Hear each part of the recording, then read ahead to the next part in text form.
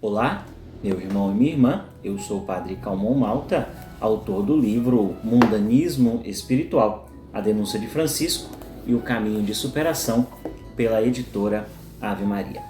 E nós nos propomos neste canal a fazermos momentos de oração, momentos de reflexão, momentos de partilha da nossa experiência de fé, para juntos chegarmos sempre ao amadurecimento do nosso caminho de fé em Jesus, nosso Senhor.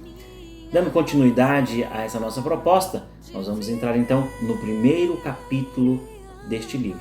Então, antes de continuarmos, não se esqueça de curtir, de compartilhar, também de fazer a sua interação no nosso canal e acionar o sininho que está aí. Mande para nós também de onde você está vendo esse vídeo nesse momento, para que a gente saiba o alcance deste nosso momento de reflexão. O primeiro capítulo do livro Mundanismo Espiritual vai falar justamente sobre um olhar da realidade. Lembre-se, nós sempre partimos da exortação apostólica do Papa Francisco, Evangelii Gaudium. Então, o livro todo está estruturado a partir do pensamento do Papa Francisco. Então, é importante a gente tentar responder uma pergunta para esse primeiro capítulo. E eu espero que você, quando comprar o seu livro, adquirir o seu livro pelo site da editora Ave Maria, você possa compreender este caminho que nós estamos trilhando para compreender o que o Papa entende por mundanismo espiritual, que foi a denúncia forte que ele fez na igreja. Então veja, neste primeiro capítulo, olhar para a realidade é importante. Na ótica do Papa Francisco, é importante a gente saber aonde nós estamos, situar o nosso coração, saber nos posicionar não apenas diante das coisas da nossa fé, mas diante das coisas do mundo. Por quê? Porque a igreja está inserida no mundo, ela está inserida na realidade. E isto é algo que nós talvez precisemos muito nos tempos de hoje recuperar no nosso caminho na tradição da igreja. A igreja nunca esteve alheia às realidades do seu tempo.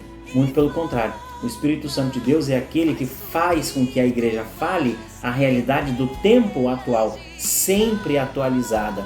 Por quê? Porque o Evangelho precisa ser atualizado.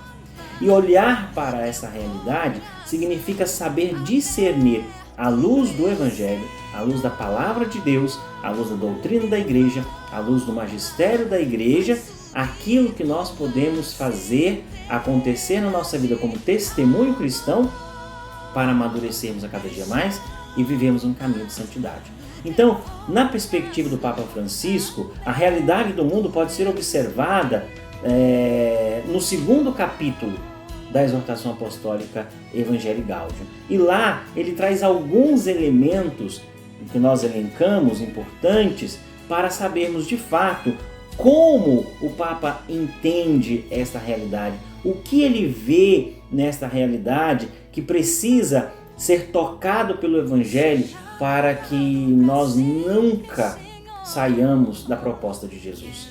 Então, um dos primeiros elementos, com certeza, que nós olhamos é contemplar, meus irmãos e irmãs, que existe uma crise do compromisso comunitário.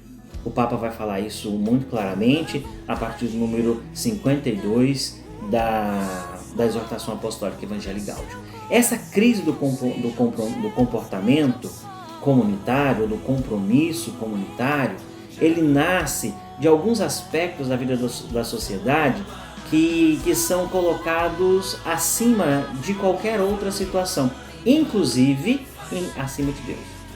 Então, é necessário que nós tenhamos presente na nossa vida, por exemplo, que nós não podemos, de modo nenhum, permitir que a idolatria do dinheiro fale mais alto, ou que a falta de cuidado com o outro esteja sempre presente nas nossas relações.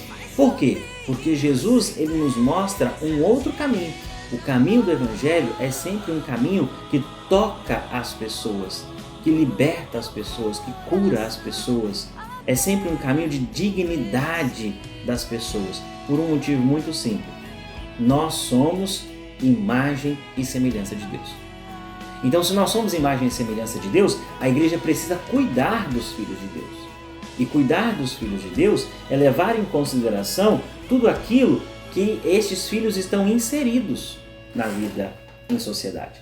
Então isso é importante que nós tenhamos muito presente diante de nós. Então é importante também que nós tenhamos muito presente, meus irmãos e irmãs, que nós jamais podemos deixar de lado aquilo que faz com que cada um de nós pense as nossas atitudes. Por exemplo, uma das situações muito complexas do tempo de hoje é a questão da violência, seja ela física, seja ela moral, seja ela global ou seja ela local. É inadmissível para a vida cristã, nós como portadores da paz, porque Cristo é o príncipe da paz, aceitarmos situações de violência. E o Papa Francisco chama a atenção justamente para nós também desse aspecto. Por quê? Porque nós precisamos refletir a vontade de Jesus. E a vontade de Jesus é que cada um de nós cuide uns dos outros. Além do relativismo, quantas vezes, né, a religião é colocada de lado como algo insignificante? Quantas vezes aquilo que para nós é essencial, a família, o mundo do trabalho, é colocado de lado como se isso não tivesse nenhum impacto na nossa vida, não fosse importante, fosse insignificante. Nós relativizamos tudo e todos. E isto é um problema dos nossos tempos. E o Papa chama a nossa responsabilidade. Assim como vários outros elementos que nós podemos encontrar, de fato, neste capítulo 1, que trata justamente desse olhar para a realidade dos nossos tempos. A questão da família, a questão da secularização. Muitas pessoas hoje se dizem com fé, têm fé, mas não estão vinculadas a uma igreja, por exemplo, a uma instituição religiosa. Né? Isso é um problema. Isso é um problema. Outro problema também que a gente pode encontrar é a questão dos laços relacionais, a fraternidade entre as pessoas, tão dirimida nos tempos de hoje. Então veja, todos esses elementos precisam ser compreendidos e entendidos por nós para que nós saibamos de fato por onde caminhamos na fé. E aí o convite que eu te faço é justamente esse. É preciso amadurecer na fé. Em tempos revoltos, é preciso as virtudes e a calmaria do Espírito, um olhar de discernimento para a realidade, porque nós só conseguimos ser santos tocando o nosso tempo. Que Deus abençoe, a Virgem Maria sempre te guarde. E eu espero você no próximo capítulo, no capítulo 2 do nosso livro. Então não se esqueça, clique, comente, acione o sininho. Ao mesmo tempo, você pode buscar lá no site da Editora Ave Maria também esta obra e acompanharmos juntos. Que Deus te abençoe. Em nome do Pai, do Filho e do Espírito Santo.